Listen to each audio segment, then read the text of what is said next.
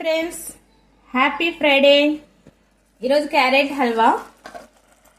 ముందుగా క్యారెట్ తురుముకొని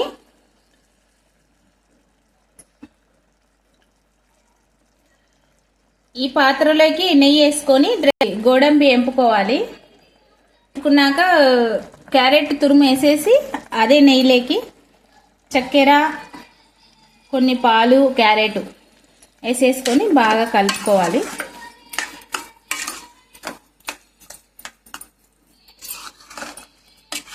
ఎంత కలర్ఫుల్గా ఉంది కదా. చక్కెర బదులు బెల్లం వేసుకుంటే ఇంకా మంచిదండి ఆరోగ్యానికి. ఇలా మొత్తం దగ్గర కావాలండి. ఇది హల్వా ఆరోగ్యానికి చాలా మంచిది. క్యారెట్ హల్వా ఏమంటే బెల్లంతో చేసుకుంటే ఇంకా మంచిది.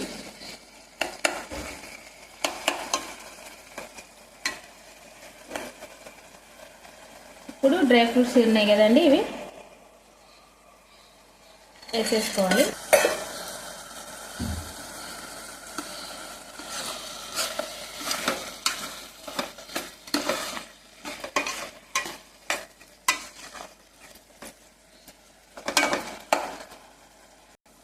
Carrot halwa ready. చూడండి, హల్వా రెడీ.